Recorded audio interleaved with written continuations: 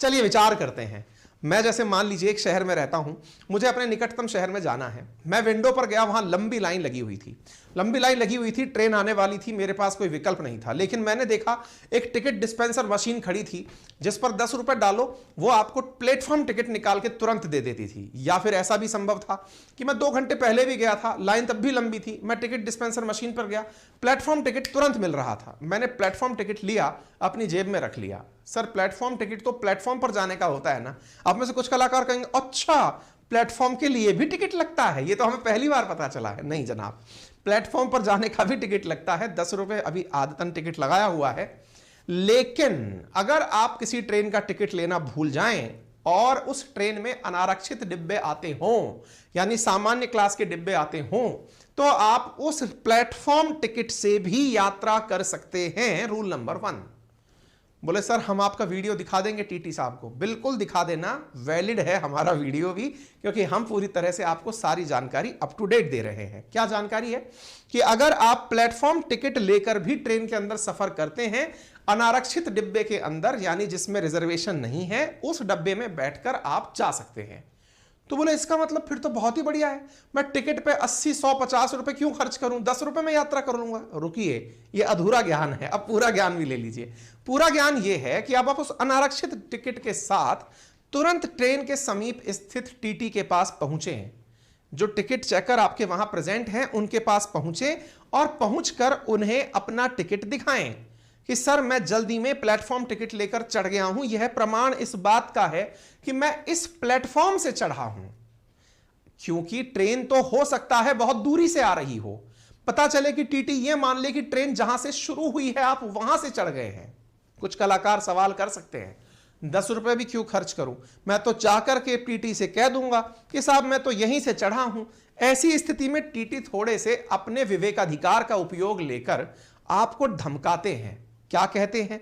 आपसे यह कहते हैं कि आप जो टिकट लेकर आए, चूंकि टिकट तो है नहीं आपके पास, हम ये कैसे मान लें कि आप इसी प्लेटफॉर्म से चढ़े थे। अब चूंकि ये मानने का अधिकार आपके पास केवल कहने के अलावा कुछ नहीं है, आप तरह तरह के प्रमाण देंगे, लेकिन टीटी ये कहेगा कि ये ट्रेन अभी से 10 घंटे पहले जिस स्टेशन से चली थी, मैं तो वहां से डिस्टेंस कैलकुलेट करके आप पर जुर्माना लगाऊंगा, मतलब टिकट लगाऊंगा, साथ में जुर्माने के रूप में आपके ऊपर 250 रुपए मिनिमम लगाऊंगा। इस प्रकार की बहसबाजी से बचने के लिए यदि आप प्लेटफॉर्म टिकट लेकर चलते हैं तो आप यकीन मानिए आपको क्या देना होगा, अब मैं वो बताता हूं। आप प्लेटफॉर्म टिकट लेकर अगर एंट्री किए हैं, अनारक्षित डिब्बे में हैं, तो आपको केवल डिस्टेंस की यात्रा भर का किराया देना होगा, कोई पेनल्टी नहीं देनी होगी। अर्थात वो 250 रुपए का झमेला भी नहीं है। आप अनारक्षित डिब्बे में बैठे हैं, आप टीटी के पास जाएं और जाकर कहें कि सर मैं टिकट नहीं लाया। आजकल टीटीओ के पास में एक मशीन दे दी गई है, वो वहीं से निकालकर आपको टिकट दे सकते हैं। ठीक है, दैट मींस आपने केवल डिफरेंस अमाउंट पे करके अपनी सीट प्राप्त कर ली। जरूरी नहीं है कि आपको अनारक्षित डिब्बे में सीट मिल जाए, लेकिन आप ट्रैवल करने के भागीदार हो जाएंगे। क्लियर? तो पनिशमेंट से बचने का सबसे आसान तरीका, प्लेटफॉर्म टिकट लें, अनारक्षित डिब्बे में बैठे, टीटी देखते ही उससे जाकर मिले और उनसे कहें कि प्लीज डिफरेंस अमाउंट क्रिएट कर दीजिए, मैं अपनी यात्रा पूरी कर लूंगा। क्लियर हो गया? सर लेकिन मान लो कोइंसिडेंशियली मैं टिकट ले जाना ही भूल गया, मैं जल्दबाजी में टिकट नहीं ले जा पाया, तो क्या करूं?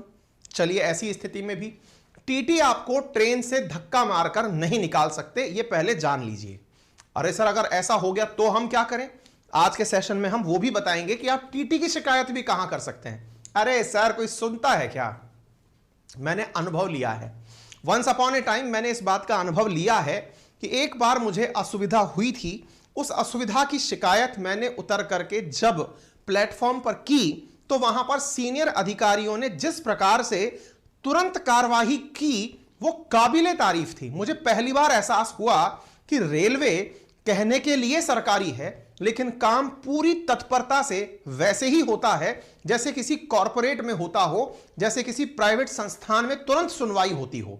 प्लेटफॉर्म टिकट मैंने आपको बता दिया, सीट ना हो फिर भी मैंने आपको जो विकल्प दिया वो 250 रुपए की पेनल्टी का आपको बता दिया, प्लेटफॉर्म टिकट बता दिया, सीट कब तक होती है ये मैंने आपको बता दिया, 2 स्टेशन तक आपके पास सीट होती है जिसका आप लाभ ले सकते हैं। इसका मतलब यह हो गया कुल मिलाकर यह काम। सर अब मेरे पास कुछ भी नहीं है तो मैं क्या करूं, मेरे पास पैसे भी नहीं है, 250 रुपए भी नहीं है, तो फिर आप रेलवे के कानून के दायरे में आ जाते हैं। तो वो क्या है, तो रेलवे की जो प्रोटेक्शन फोर्स है दैट इज आरपीएफ, रेलवे सुरक्षा बल, वो आपको रेलवे अधिकारियों को सुपुर्द कर देगा। और रेलवे की, चूंकि रेलवे सार्वजनिक संपत्ति है, उसको लेकर कुछ कानून बने हुए हैं, उन धाराओं के तहत आप पर कार्रवाई की जाएगी। अर्थात आपको गिरफ्तार करके धारा 137 के तहत मजिस्ट्रेट के सामने पेश किया जाएगा और मजिस्ट्रेट आपके ऊपर या तो 1000 रुपए का जुर्माना लगाएगा, और अगर आपके पास धन नहीं है तो वो आपको 6 महीने के लिए जेल भी भेज सकता है। यानी कि जेल भेजने का भी प्रावधान इसके अंदर होता है। यानी पैसा तो आपको देना ही पड़ेगा अगर आप बिना टिकट के एंट्री कर गए हैं।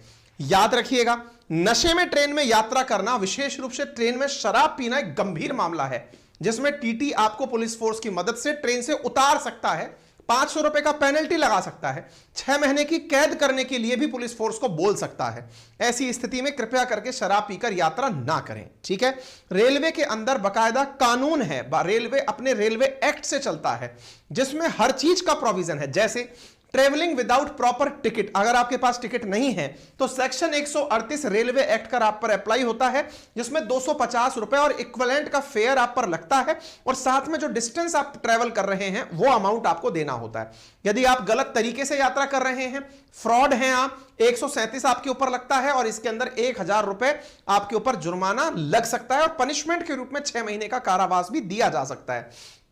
आपने चेन पुल की तो सेक्शन 141 रेलवे एक्ट का आप पर लगता है, जिसके तहत आप पर 12 महीने की जेल या 1000 रुपए फाइन या दोनों लग सकते हैं। ऐसे ही आप किसी ऐसी कोच में एंट्री कर रहे हैं जो कि दिव्यांग जनों के लिए आरक्षित है, तो उस स्थिति में सेक्शन 155 क्लॉज 1 रेलवे एक्ट आप पर लगता है, जिसमें 3 महीने का जेल और 500 रुपए का फाइन या दोनों दिए जा सकते हैं। ट्रेन की छत पर बैठकर अगर आप सफर कर रहे हैं तो सेक्शन 156 रेलवे एक्ट आप पर लगता है, जिसके चलते 3 महीने की जेल या 500 रुपए का जुर्माना या दोनों दिए जा सकते हैं। आप अगर पटरी क्रॉस कर रहे हैं बीच में से तो पुलिस आपको रोक सकती है, रेलवे प्रोटेक्शन फोर्स, और सेक्शन 147 रेलवे एक्ट के तहत आपको 6 महीने की जेल या 1000 रुपए जुर्माना या दोनों दिया जा सकता है।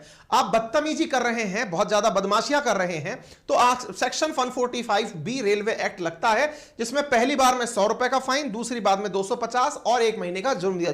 आप सोचिए किस प्रकार से आपके ऊपर यहां पर एक रेल यात्री होने के नाम पर जिम्मेदारियां हैं, और उन जिम्मेदारियों का निर्वहन ना करने पर सारी धाराएं ऑलरेडी रिटर्न है।